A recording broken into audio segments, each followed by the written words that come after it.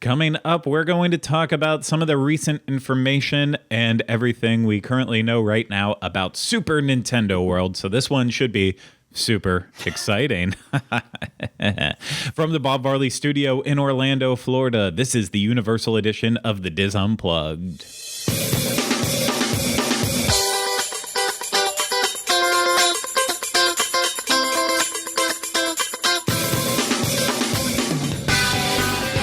This is episode 245 of the Diz Unplugged Universal Edition.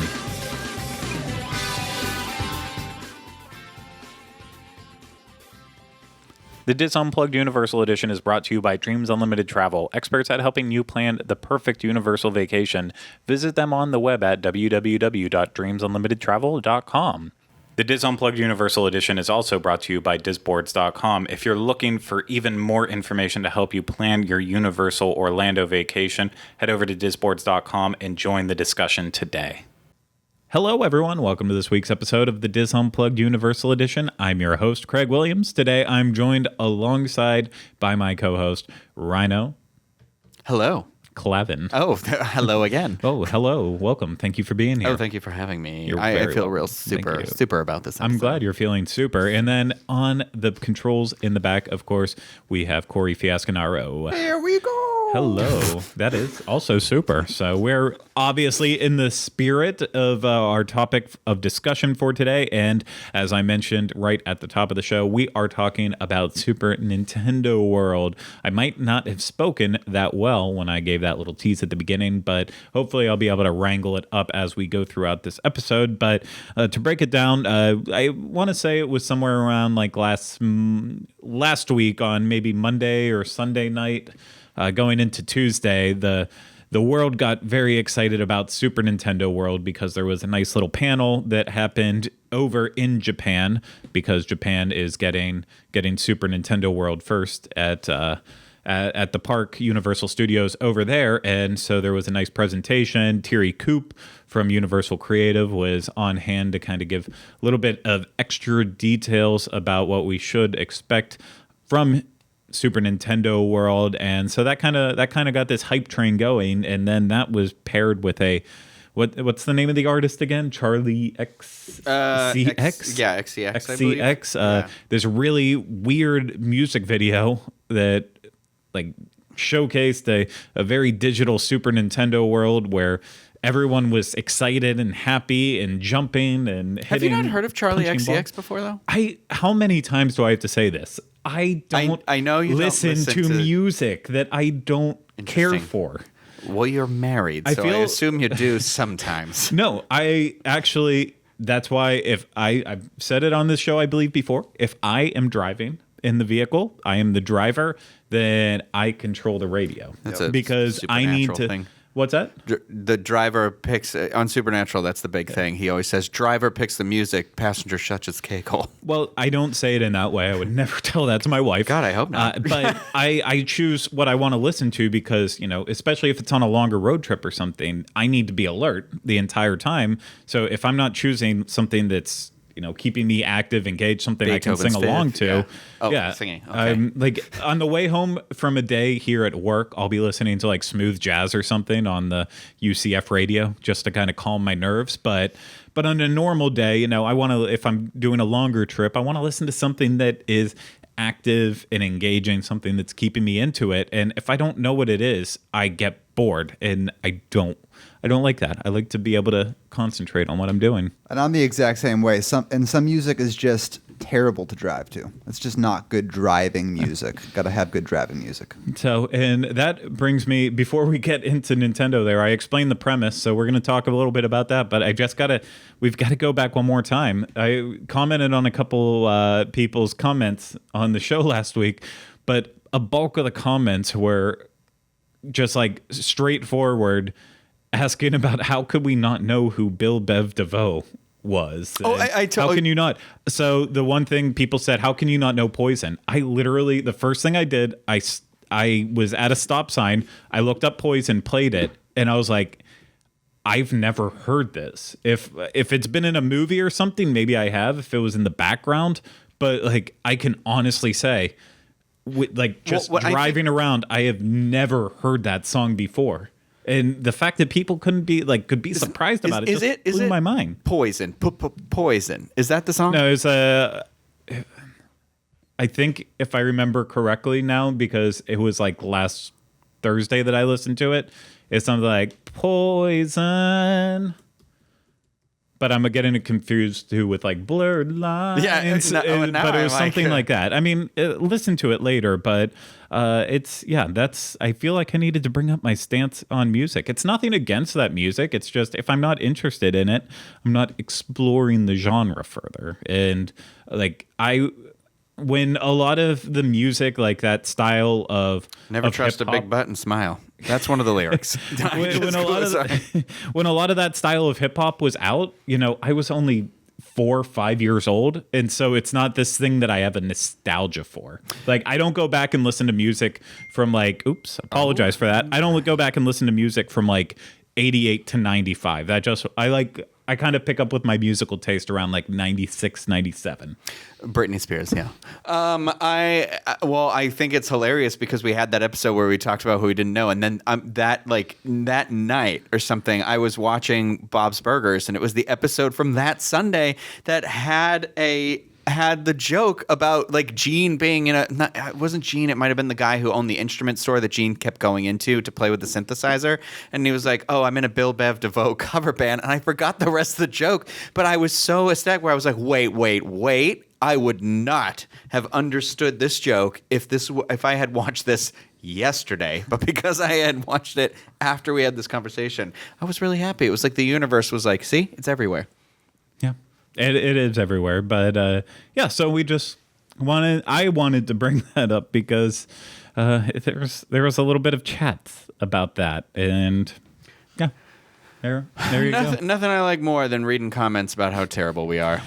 Big detour there. Back to Super Nintendo World. Very exciting stuff. Let's go over what we know. So, of course, Super Nintendo World is going to be opening at Universal Studios Japan in summer 2020.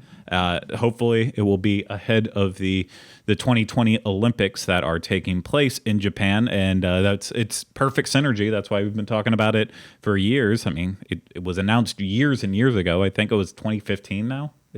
We were it was way back in the beginning.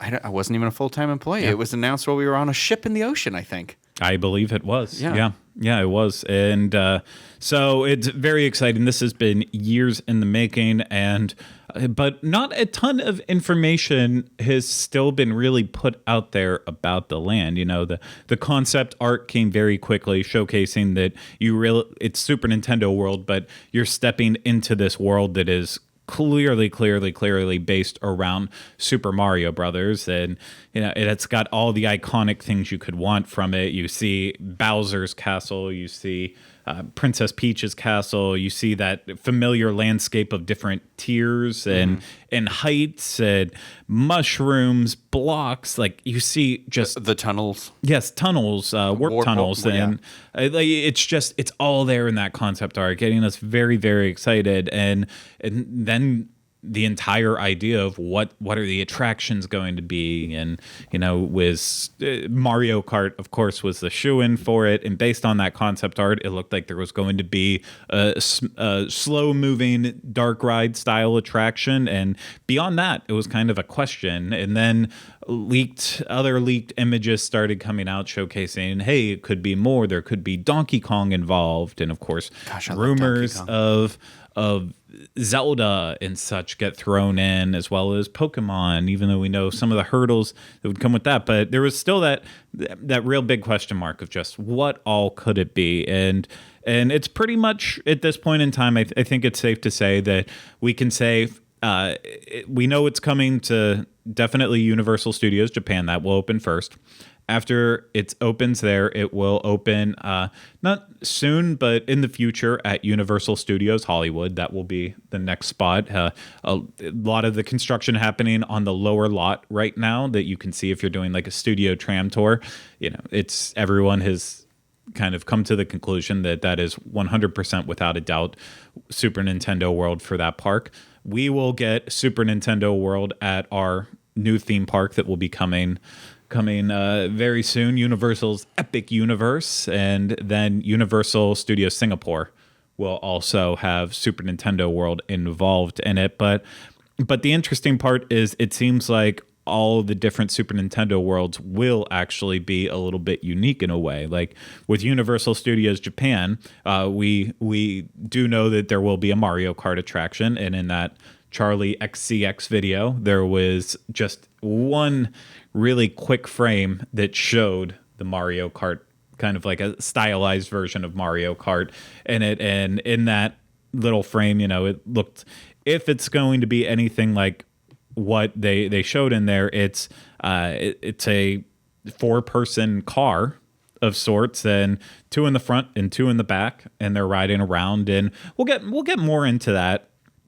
But Mario Kart is something that we know is going to be there, and then I mentioned the slow moving dark ride, and that also will definitely be in Universal Studios Japan, and that should be, by all accounts, it should be a Yoshi slow moving dark ride attraction. Cute. Which very, very exciting. And then I can't remember which website it was, but one of the tweets I saw recently, and I mean that from last week, it was a cute little Yoshi creature. Kind of, I'm not sure if it looked like it might have been on a track or something. I think it was Yoshi. It was like, yeah, it was a picture from the construction site of Super Nintendo World, but yeah, it looked very cute. So, just keep going along with that. But those are the 2 attractions that should be expected out of Universal Studios Japan. And then when it comes to Hollywood, one of the things that I've read, again, I really feel bad that I can't source exactly who said that. I don't remember who started the rumor on it. I know Orlando Park Stop might have been one of the bases of it, maybe inside Universal. But another rumor is that when it opens at Universal Studios Hollywood, that the Yoshi slow moving attraction won't actually be a part of it. It will just be Super Mario or just Mario Kart being represented. They're space restricted, right? They are very space restricted. Yeah. I mean, didn't they tear down a soundstage for this? Yes, I don't remember the exact soundstage, but it was a very historic soundstage. It was the soundstage that housed the theater set that they used in many classic movies and such. And so, yeah, they're already tearing out sound stages just to make it work in there. So they can only work with what they have. Luckily for our Super Nintendo world, we have the blessing of land going in with Universal's Epic Universe. So besides what they're going to launch with when it opens, they also definitely have room for expansion in the future as well. But we only have that little bit of concept art they released of Universal's Epic Universe. And in that concept art, even though it was kind of vague on what it looked like, it clearly looked like we were getting a replica of Universal Studios Japan's Super Nintendo World, but then also it looked like the Donkey Kong section was added in there too. Gosh, I hope. And we've been excited about Donkey Kong for quite a while because the one patent that went out was, of course, for the minecart style attraction that looked like it was actually going to be able to jump just like in Donkey Kong. Yeah. That's where my brain was going because for a Mario coaster, I couldn't think of anything, but for a Donkey Kong coaster, my head immediately went to the mine levels back in Donkey Kong Country 1 and 2. Yeah, and very, very exciting. So that's what we should kind of expect from Universal Orlando. I don't really have anything on Singapore. I'm not as familiar with Singapore yet, so I'm not really going to talk about it, but that's kind of the basis of what we should expect from Super Nintendo World in all the different realms of it. And I'm, sorry, go ahead. We're going to talk about the bands. We're going to get there. Okay. So I just want the breakdown. We talked about everything that we should expect from all of that. The one thing I'm going to stay away from right now is really I'm going to stay away from Donkey Kong because we talked about it in the past before, how excited we are for something based on Donkey Kong. But I want to talk about the 2 attractions, Mario Kart or Luigi. Or sorry, not Mario Kart or Luigi, Mario Kart or Yoshi. Do you think that's enough? No. No? No, well, especially if the let's say the Yoshi ride is some sort of just simple kind of like the Seuss carousel sort of a situation, or I don't know that it is, but I imagine it could just be kind of an easy up and down for kids of all ages. Yeah, I would think more of Seuss Trolley train ride or Cat in the Hat, an actual dark ride moving around. Where essentially the Yoshi is going up and down as it goes, like sort of like in the carousel motion. Oh, you think that's... No, I 100% think it is, because if you watch that music video, it very explicitly shows people riding the Yoshis, and they are jumping up and down. So I don't know that it's just for... And that, like, as we've been talking about it, I keep replaying it because I'm like, this video is actually showing you all the things that you can do here, but it's so kind of surreal. It's, when they're dancing, so you're like, what is going on? Because I know they're all hitting the squares and the blocks and stuff like that. But then there is the astronaut gentleman who opens the video is riding Yoshi, and he steps on Bowser right after the Mario Kart part. So he comes through, and you can see like all the people riding in the Mario Kart, and then it's everybody riding the Yoshis are jumping. So it's got to be something to do with an up and down jump. See, But I don't know. I see what you're looking at in the concept art. To me, that looks more like artistic license on Yoshi. Of course, Yoshi can jump up and down and bounce on stuff, but and use his tongue. Yeah, if you just take it based on the concept art that was originally released, then it clearly just looks like an Omnimover style attraction where it's going to be moving around and a lot more simple in that regards. But I think that's also important, though. That's something that Universal clearly lacks. Yeah. Is these dark rides like that are a staple of Disney parks, and something that I think people just, I don't want to say desperately want at Universal, but it's something they desperately need. I agree. Have more attractions that are suitable for the whole family. Yeah, and when you think about it, there's not that there aren't some there, but it's like other than the Seuss Landing in Islands of Adventure, there's not a ton of just kind of that younger oriented stuff there. And then you have the kids play area in Studios with like the Fievel kind of area, the Curious George, and then you've got the family coaster. But I think if one of the two rides is a very family friendly, like slow moving dark ride, I don't think just two rides is enough, especially for a property like Nintendo that, is on it isn't a multi-generational property at this point. It's been around for, Nintendo's been around for like 100 years, but the actual gaming system has been around now for almost 40 years. So it's like, it's kind of insane that it's like we're probably nearing a third generation of people using it. Yeah, no, it's like I will use on our team. Sorry, I touched your rim of his glass. Please. Lord. For video people, you see the rim of the glass. I touched the rim of the glass. That's all I'm saying about that. But yeah, it's I'll use a perfect example on our team. Of course, Corey and Julie Martin have two kids. They have Ferris, who just turned 10, right? 11. 11. Oh my goodness. Just turned 11. Goodness and gracious. Finley is about to turn 9. And I hope I got that right. I feel terrible if I didn't. No, yeah, she's 2 years younger than Ferris, right? Yeah, but yeah. I regardless, so like they've talked about many times on our Walt Disney World Edition show that they just can't get them into Star Wars. But I drove Corey home the other day and got there, and Ferris is sitting there playing Mario Kart. Really? Okay. Obsessed with Mario, and they are a Nintendo family. And yeah, like that really is those different generations.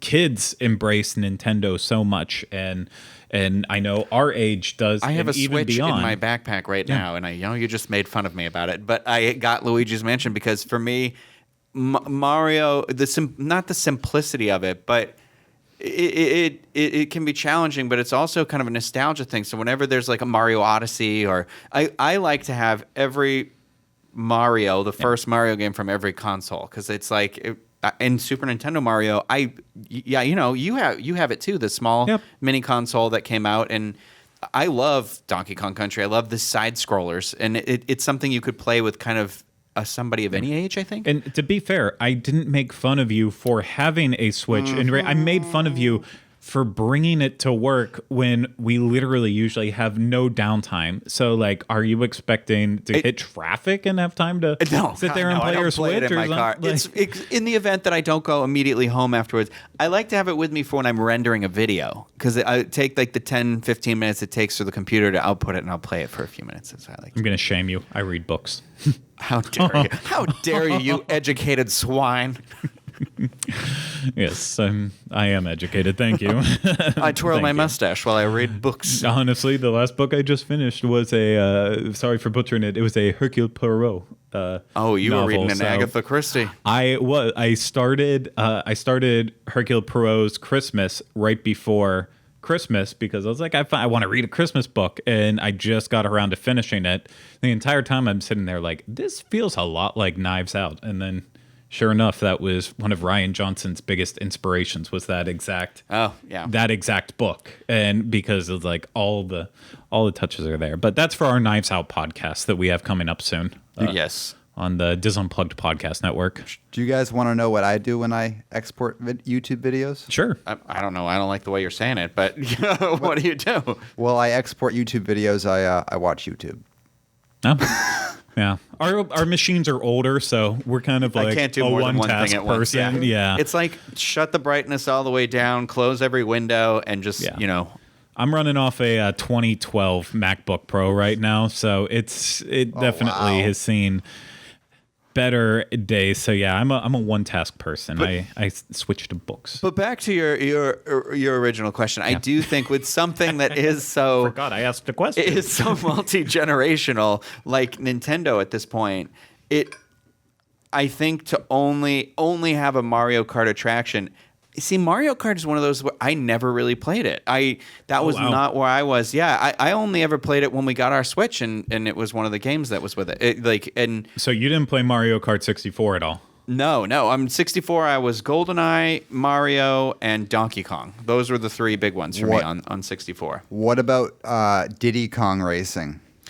Yeah, see, I was never very good at any of the racing games because it has that weird detach of me being like, I can't feel anything, so it doesn't work for me. Like, I mean, I like Mario Kart when we play it. Like when we first got them and we were playing, I was like, oh, this is a fun, like, kill a few minutes.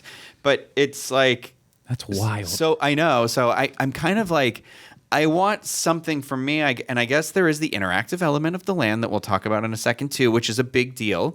And Diagon Alley only has one attraction, right? Two attractions technically if you count the train. 1.5. But and if we look over at Galaxy's Edge, they only have two attractions, so that's where I'm like, I kind of wish a third. I feel like would nail it home. I agree. A third one would nail it home, but then again. This, of course, is with the idea that we're talking about Japan's right now specifically, and whatever happens with Hollywood is what happens the with other offerings of Japan? Yeah, we're not the land. I meant like I don't know in relation to what they have in their park versus like we have two parks. They only have one, right? Yeah, they've got Jaws. They've got what? They've got Jaws. Oh, I thought you said Jonas. No, they've got Jonas Brothers attraction. No, you just go and ride Jaws all day. Oh, that's all you do there.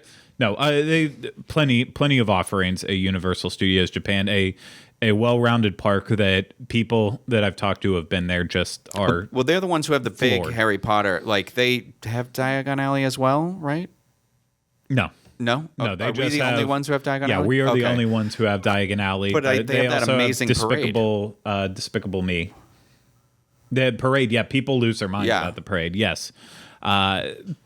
But sorry. Again, yeah, that's derailing on that. So, because the point that you're making on it is that two attractions for just the Mario portion doesn't seem like enough. But when Epic Universe opens up, in my opinion, Super Nintendo World as a land is everything that encompasses Super Nintendo. Anything that falls into that line. I agree. Or it's not just Super Nintendo, but anything Nintendo. So with ours, if that's the case, and Donkey Kong has one or two attractions, and then Mario has two attractions, right there, ours opens up with for. Yeah, I think in my and opinion, that, and that to me that's is way more than I huge. expect. Yeah, exactly. And then if they can get over whatever hurdles I know with the Pokemon stuff, and they could someday do some sort of like even if it's just like a building that's a gym that's like where you go to train the Pokemon somehow using like Pokemon Go and whatever. Maybe it's not a whole big thing, but then that is right there another thing that's going to be a massive. Yeah. So I don't.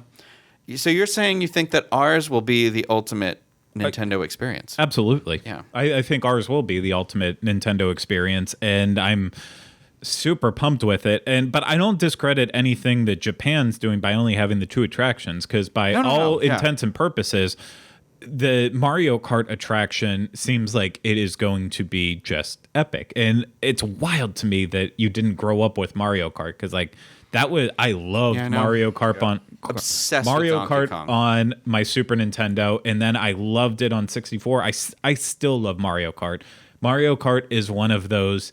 It's just one of those games that, like, if there's a Nintendo console, They've got to make if it. I want Mario Kart, if they have Donkey Kong involved, I want Donkey Kong.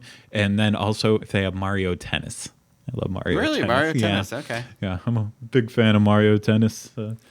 Takes me back to my old day on the court playing tennis. I still have an N64 and like all the games, Mario Kart, Diddy Kong Racing, everything. But right now, my number one Nintendo thing, which I guess is all of Nintendo, is Super Smash. That is And that's the game. I never got into Super Smash Brothers, and I never got into Mario Party, because Mario Party is another popular I played by myself a lot, and I feel like those games were always more emphasized. Like, if you have friends, then you'll have fun playing. And meanwhile, I'm the guy who bought my N64 years later, after it was started to lose popularity, just because I wanted to play Episode 1 pod racing.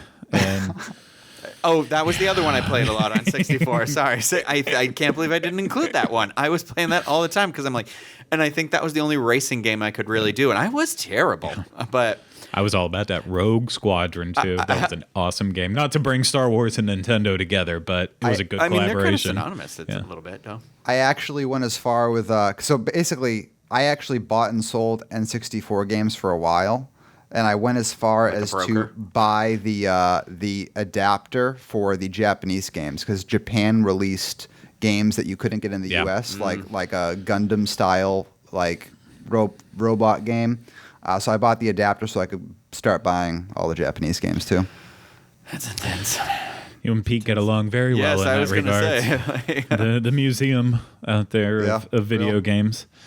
But so we're talking about 2 attractions opening in Japan, but technically, I feel like here's where the correlation to Star Wars Galaxy's Edge really comes into play a little bit in that way, or even the Wizarding World of Harry Potter in a way, and that is that while you might only have these 2 attractions, even though one of them is a major e-ticket, then the other follows a little bit below, you have a third style attraction. And that is what Ryno referred to a little bit ago earlier in this episode, that there will also be what they are calling Powerup Bands. The idea is that in Super Nintendo World, you have these Powerup Bands that will then sync with your smartphone. So gotta get that smartphone if you don't have it yet. It's 2020. Get on it. And that will all kind of track the digital activities that are available as you are going through Super Nintendo World. So like in Super Mario, you want to collect coins, and you want to get those coins, and you really want to be living this video game, then you have to have your Power-Up Band in order to actually make it happen. And then it turns into competition with others. And the Power-Up Bands, they are, in my opinion, they are freaking brilliant, because you're going to have people who want to collect them all. Yep. Not to say Pokemon references there, but you're going to want to collect them all, and they are just, or you're going to pick your favorite character, and it's going to be one of those things that I can't imagine walking into this land when it does open up and not have a Power-Up Band, based on it. Well, they showed that video of that guy with the band on who jumps up to the block, and it was the coolest thing ever. And you're like, how can I go there and not hit a block? It's just, how can you go and not not have it to be immersed in this world. Like I can understand because of the price of a lightsaber or a droid. I can understand going into Galaxy's Edge and not buying those extras to be a part of the land.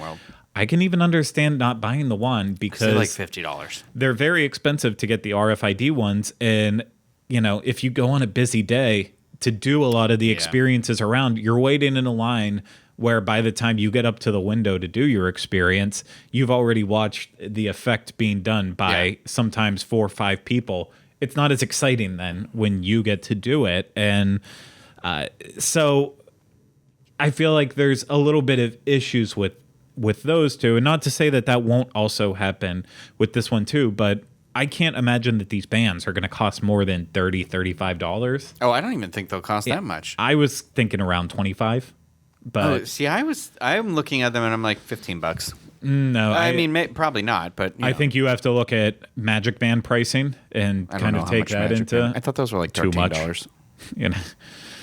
Oh, Ryno. That's no design though, I guess, right? Yeah. No, but these are beautiful little bands. So they represent, at least in this first phase, especially with Mario, they represent what kind of a symbolism of Mario. So like the Mario one has an M on it, and then it's a red band, and it's got his little pants on there too. So you're right. They're going to be expensive because they work with the smartphone. I'm going to get Yoshi. I'll probably go with Yoshi or Luigi. That's not bad calls. Wait, I take it back. I don't like the Yoshi band. Okay. I don't like the dots on the bottom. You don't like the pokes? No, I'm probably just going classic Mario. Okay, that's fine. You're allowed to, but Person. So to continue clarifying about the Powerup Bands and such, it basically, you are going on your smartphone. You're going to have to download a mobile app that will have basically it's an overhead map where you will then be able to see the entire land in that style and unlock achievements. Really, the big question about this is going to be, what is the ultimate purpose or point of this? Because to me, I would like to see a little bit of an end goal with it, because while it seems cool to walk around and collect coins and do these achievements, I'm also, I think, one of the few people who actually pulls out their data pad when visiting Star Wars Galaxy's Edge and will walk around and unlock some of the stuff in there. And I've been doing it since it opened in California, and I still don't understand what I'm actually, like, what the purpose of it is. I don't know what I'm doing with it. So these can obviously exist with no greater meaning or purpose, but I hope that it's something that there will be a little bit of a purpose with it, like unlock something special. Maybe that's where you see an effect go off if you are able to unlock enough coins or something. Oh yeah, my guess is the flag is going to go up and down, and like as you battle, like it'll basically be like at the end of a level. I would love to see a leaderboard somewhere in the world where you can see like top scores and such that really drive that competition. I think it's going to be like at the Perry the Platypus experience at Epcot. Like it's going to be that sort of interactive. I think things will happen. I think that would be fun with it. And then I guess really the only other questions in terms of this world in Lander, what do we think about dining? I haven't read anything about dining. I actually didn't even think of that, to be 100% honest. And I can't tell you what I would even expect from dining. Chocolate coins, for sure. Gold chocolate coins, duh. Seems obvious. Yoshi scrambled eggs. Yeah. I don't know. Yeah. You never see them eat. I'm assuming pizza. Not to be like blatantly. Wow, offensive! Yeah. How offensive, Ryno! I'm just saying that the Spaghetti? Japanese Italian men will want pizza and spaghetti. I will say though, that's one thing Universal does not need. They do not need a spaghetti more factory. They do not need more crappy Italian food put out there. So I think the other band that I can't figure out what it is also Princess Peach, is what I'm understanding. One article only lists 5 characters with the 6 things, so I think maybe she's got a different design I'm unaware of. But okay, sorry, I want to get to the bottom of this. You will get to the bottom of it, I'm sure. If anyone can, it's Ryno Glavin. No, that's for sure. But yeah, and then the other thing is, I know we can probably expect more Nintendo merchandise than our hearts and minds can actually imagine. Yeah, it's going to be tough. It's tough gonna on the be- wallet. Yeah, I mean, I can hold back on that because I don't. Can you? Yeah. The band will be probably my one extravagance. I feel like I probably, if there's a like really cute Yoshi, I might leave with him. Also, I wanted that Bowser that they made that was like, he was like, I don't know, 7 or 8 inches tall. It was like a big stuffed Bowser. He had like the spikes at the back of the thing. You could get it like Think Geek. I never pulled the trigger on it, and I regret it because now I can't find it anywhere. I want it from like where all my Nintendos are. Because I have every Nintendo, and they're all lined up in front of my TV. So I'm just like, I want to put them up there. Yeah. See, I've always loved Mario. I had a Super Nintendo. That was my first console, but That was your first? That was my first console. That's I remember getting original Nintendo for Christmas one year. I don't know if it was for us though or for my mom. But that's what I'm saying too. When we really talked about the generational gap, I feel like I am 2 years older than you. But I'm saying you can say you had the first Nintendo, but it really that wasn't my time period. I was when we got our Super Nintendo. I want to say that was 92 or 93. So I was. So you never had the struggle of having to blow into that console till you felt like you were going to pass out? My best friend growing up had the NES. Oh, okay. We did not have that though. My first console was Super Nintendo. Okay. But that's again when I'm trying to say with the generational. I know people our age grew up having it. Yeah. But, that's like there was teenagers like Pete who he started with Atari and all his other random machines that I had never heard of until I met him.